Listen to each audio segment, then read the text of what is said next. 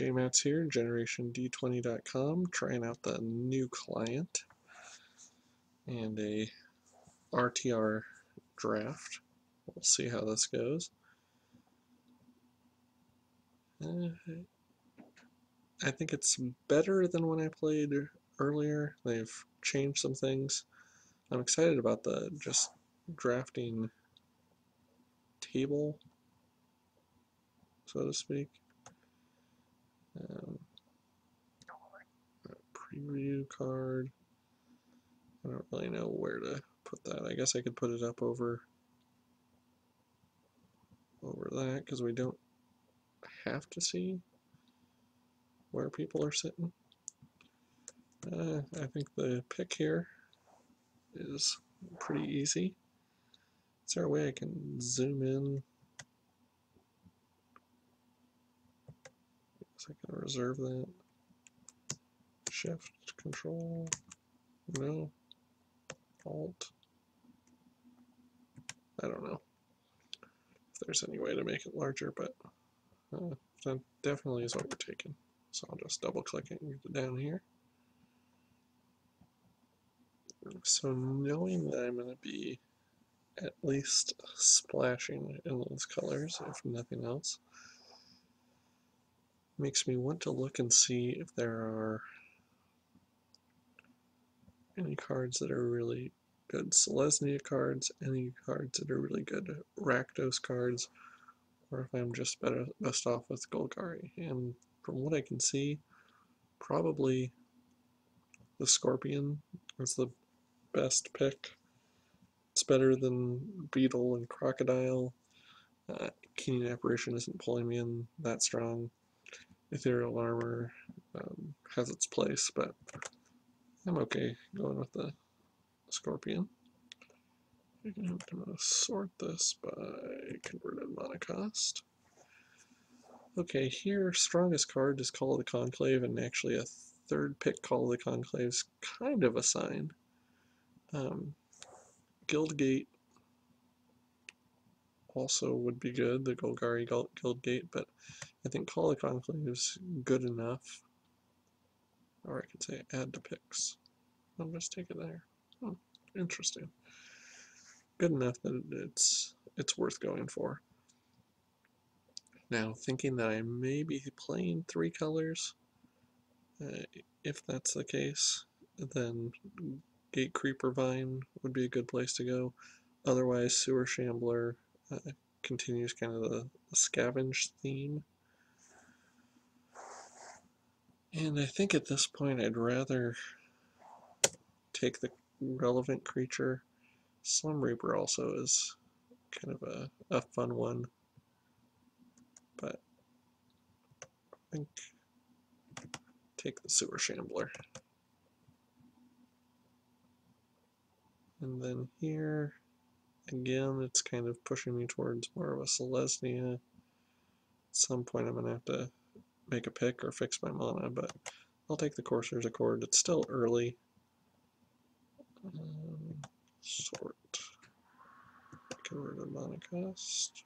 Resort that. Okay, here, I think now I take the Vine. I've gotten a little bit farther to where a little mana fixing is probably more beneficial. Shambler versus Rhino. Rhino's really good with Scavenge, but Shambler is one of the effective Scavenge cards. Here I think Decoy over the second Courser's Accord. And Slitherhead I'm okay with. I'm actually getting enough Golgari cards. Crocodile's another alright one in Golgari. If you scavenge onto him, actually, it can be pretty good. I'm getting enough of them that I may not go Selesnya. I'll take a Terrace Worm. Don't want too many of them, but if I can get some support in Golgari colors, then it's not bad to be your finisher, especially if you're grizzly salvaging, tossing stuff in your graveyard anyway. Okay, so this must be the number of cards picked. We are up to 11. This guy only has 9 cards so far. Oh, and I can hover and find out who they are. That's nice. So Singular Vampire is passing to the Royal Assassin. Crazy Train. That's interesting. I like that as a visual. This is... Oh, it's a pretty easy one. Take the Giant Growth. May make the pet deck, may not, but... Okay, and we can use that zoomer to make cards bigger. RtR. Rite of Reaping. In the Forest. And then if we right click, we can move to sideboard. Move to sideboard. I wonder what add to wish list does. Yes, I understand. I'm committing awful crimes to humanity. And a bot signed in. Okay. So if I move that a little bit. 2 cards really stand out here. The Guild Mage, which I think we have to take, and the Jailbreaker, which I would really like. Depending on where the colors fall, we may get back that Rhino. But Guild Mage just does enough. Okay. So I'm going to go ahead and take him. I'm going to add to wish list just to see what that does, if anything. Okay, so next pack, another Jailbreaker. This one we're definitely taking. I think it's the pick over the Rhino and over Longlegs. 4/4. We'll have to work on getting some gates to make him a little bit more effective.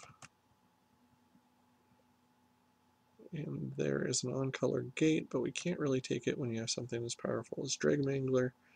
Imp would be very nice as well, but Dreadmangler is more powerful of those choices. Here, probably the Sluiceway Scorpion over Deviant Glee. I still don't have, some of those Grizzly Salvage type cards that really enable this deck, but we have 1, 2, 3, 4, 5, 6, 7 cards that scavenge. Another Jailbreaker. Don't mind if I do. And here, Trestle Troll definitely has its place. And the farther and farther I get into the Skullgari deck, which clearly is an open color combination, the less likely I am to worry about running Call of the Conclave and Courser's Accord. Call of the Conclave is best if you're doing Populate, which I think it's becoming pretty clear this deck is not specializing in that. And because we're going to have so few white sources of mana, it also wouldn't be coming down right away. And if it's not happening right away, it loses some of its effectiveness. With 2 Jailbreakers, I feel like we need to start pulling some gates. I'd like the Scorpion and the Charm as well, but I think the gate just enables 2 very powerful creatures. Here we're a little bit low on 2 drops, but the Shambler is far superior as far as the scavenge cost goes. So I'm going to go with another Shambler.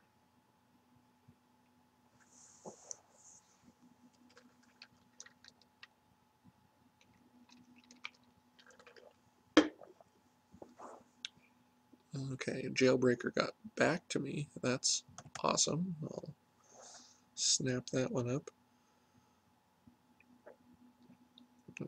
That really surprises me that it would make it around. So I'm going to go ahead and move that to the sideboard, that one as well. We got a Rhino, and as I said, Rhino plus a bunch of scavenge is a pretty good combination. This is actually a tough one because the imp is pretty good with this much scavenge, but I'm going to take a second guild gate with 3 jailbreakers and a pack to go. There's a lot of potential there. Here, Chemist's Trick's the only one that ever sees play, and that's not even that frequently. Move it to the sideboard. So some things that I'm weak against right now don't have an answer to flight, so I'm going to need to look for Indrix or aerial predations. I'll take the slugged, move that to the sideboard, not planning on it. Rites of Raping is one of my only removal spells at this point, so I may actually end up having to play it. Vraska, I guess, is kind of a removal spell as well. Really good one at that. But would like to see a stab wound, an abrupt decay. Is that asking too much? Ringleader, go ahead and get him in the sideboard. I do like that looks like I'm not going to have to splash for a third color. I feel like one of the weaknesses I've had in drafts lately is I try to go maybe a little bit too broad or stretch the mana base too much and end up suffering because of that. Okay, so move that to the sideboard. And I'm at 30 and I was the first one there. And everyone should be picking that last card in the pack, so we should be cracking these any minute now. Okay, so Overgrown Tomb is the on-color rare land. I think Slime Molding is the pick. Grim Roustabout might be a close second. Tomb is probably not going to table, and is probably worth a little bit of money.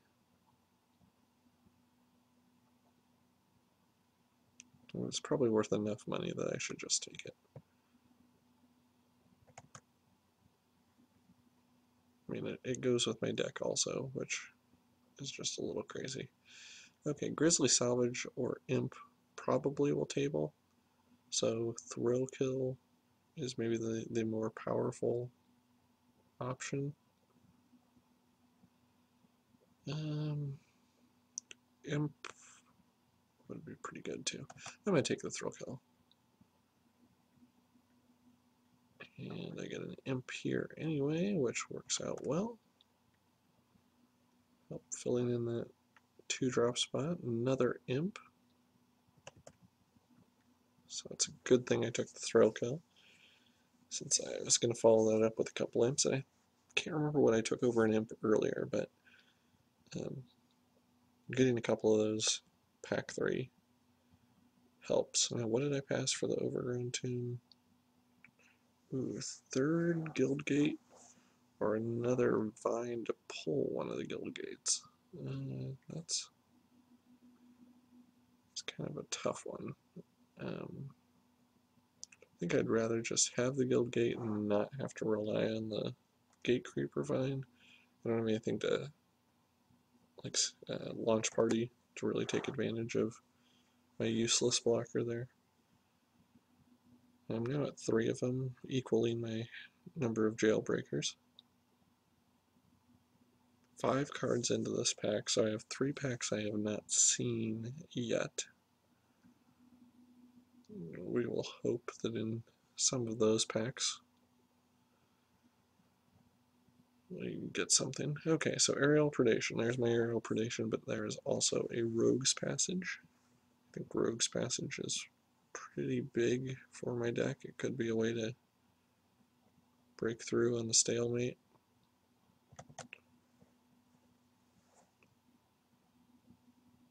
And here, I think another decoy is probably the pick. Also a way to break through with some of the damage. So I have one more pack that I haven't seen, and then we'll be back to Land of the Overgrown Tomb. Right now I'm looking at almost like an all creatures deck with no removal, which is a pretty terrible idea. Don't even have that many combat tricks.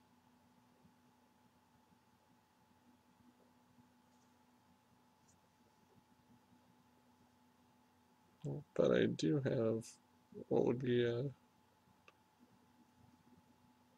aggressive curve, I guess. Hitting the 2, 3, 4 drop spots. Alright, got an aerial predation. That's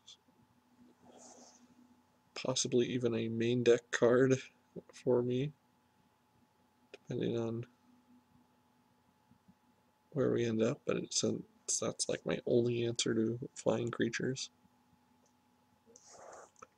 And Bluster Squall's the best card here, but Electricity does some mean things to my Dagger Drone Imps. So I'm going to just take that.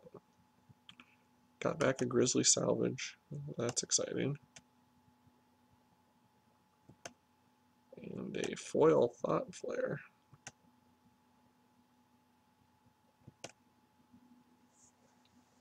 So the Grizzly Salvage, I actually have 1, 2, 3, 4. Let's go Druid's Deliverance. And I'll take a Terrasworm, but I won't play it. Might play that Rhino. Wouldn't that be funny if the last card I picked, other than that land, but pick number 44 makes the deck.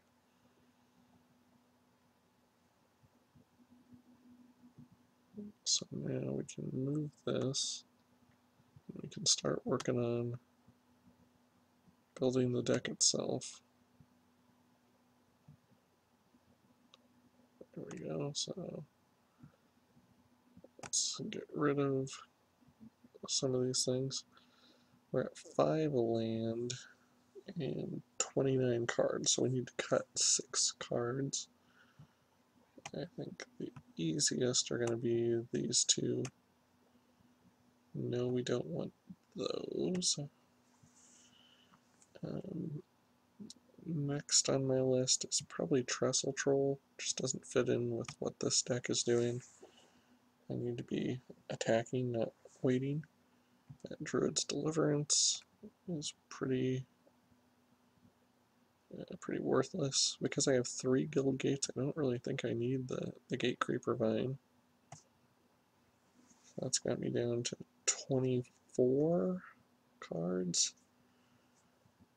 And 19 of those as creatures.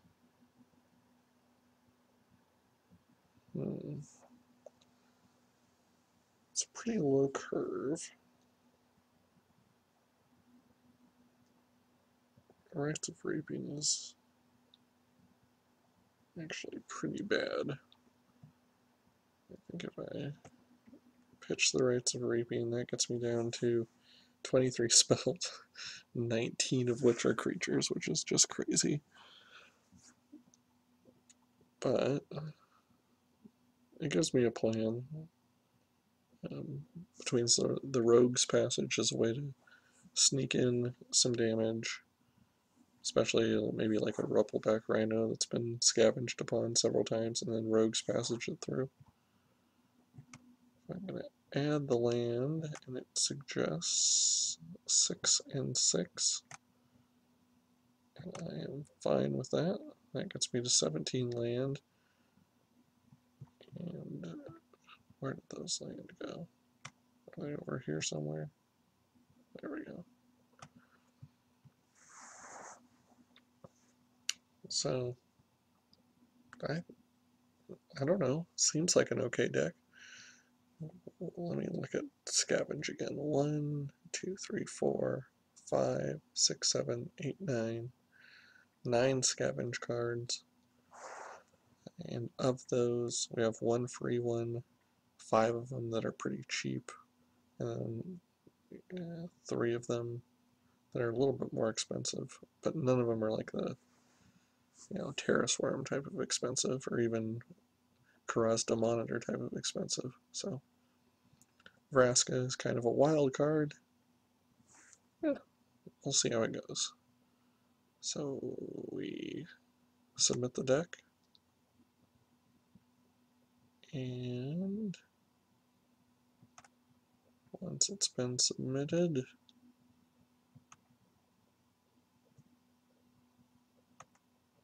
then we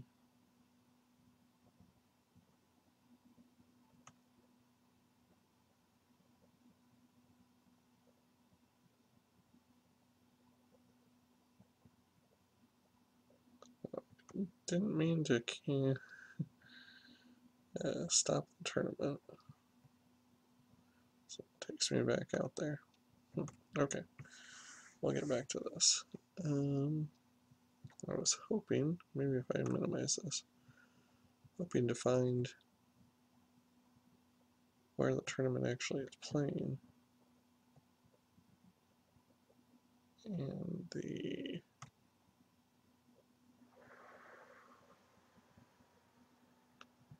is this maybe it?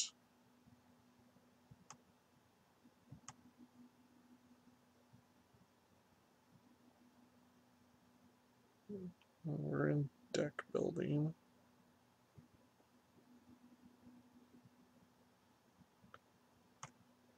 So maybe this one? Details? No. Probably tells me somewhere.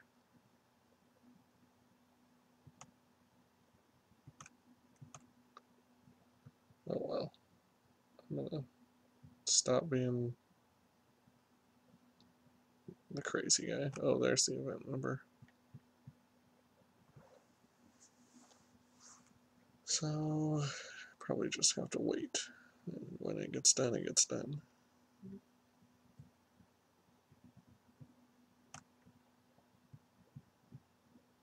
So that's kind of a cool how it blows up that much. I don't know if this is like helper text or what. There's probably some way to turn it off, but what happens if you go over these words? Nothing. A lot of bots signing in, and they all seem to think they're my friend. Haste and scavenge, lifelink, target flying, swamp walk scavenge, death touch unleash, library, hand, graveyard. The vocabulary lesson. What about over here? Target, non-land, permanent, battlefield, hex, proof. Okay. I'm gonna close that preview picture and I will stop recording, but I'll be back in round 1.